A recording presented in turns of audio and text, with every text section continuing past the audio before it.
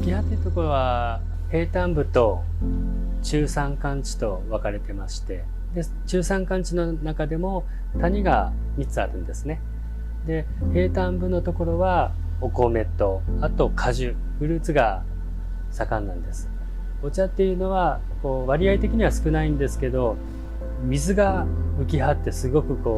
美味しいし綺麗なんですね。名水百選があったり水源の森とかがあって、一般家庭に上水道は通ってないんですね。すべて各家に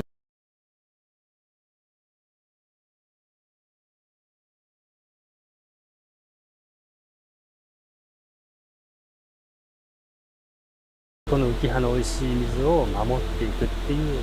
使命感を私は持ちながらお茶作りをやってます。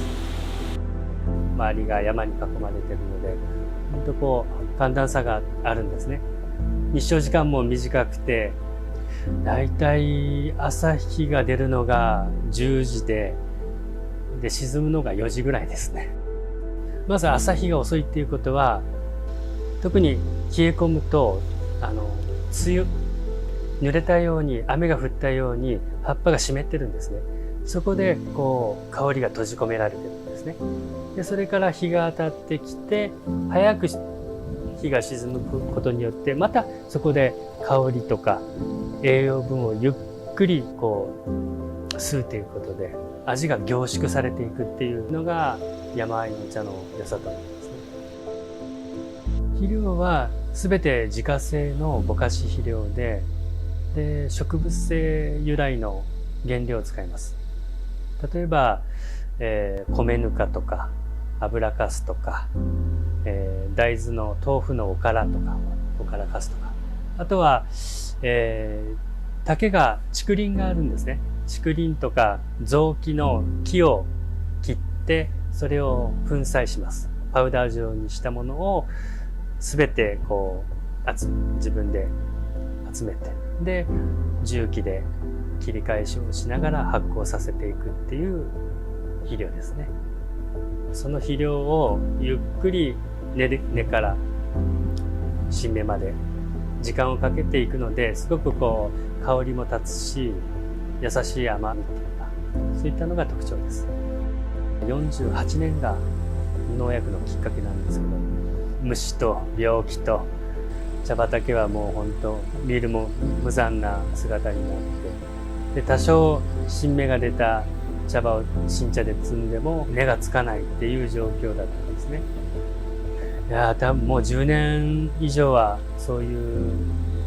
お茶だけでは食べていけないので、林業をしながらその無農薬有機栽培の技術を試しながら並行していってるんですね。今はそのバランスがちゃんと戻ってきてるので、そんなに大きな被害はなくてお茶ができてるっていうのが現状です。蜂の巣であったりカマキリの巣であったり、いろんなものが茶畑に植え付けるんですね。一つの茶畑が森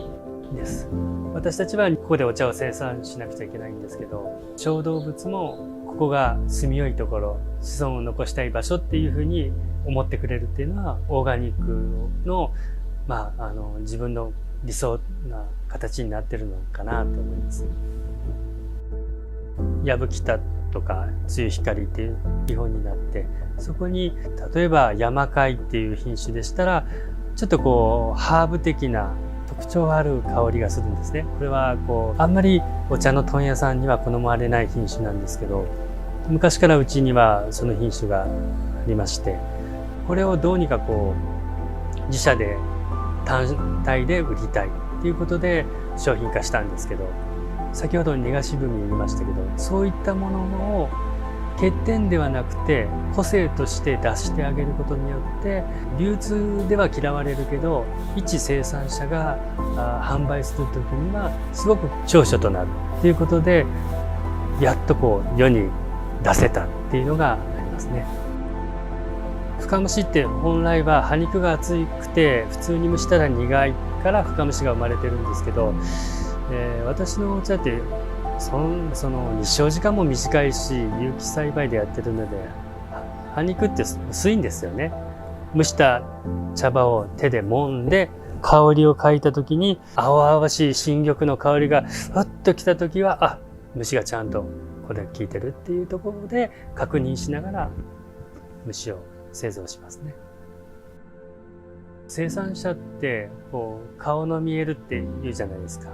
これは実は本当大事なことで、作ってる側が誰に向けてものを作ってるかなんですね。オーガニックで安心したものを求めてる方のために作ってるんですね。なので流通のいろんな方に向けて私は作ってるんではないので、それは茶畑に絶対こう反映されてくると思うんですね。大変なこともいろいろこうありながら、目に見えてる目標っていうのがぶれないので乗り越えれるんじゃないかなって思いますけど。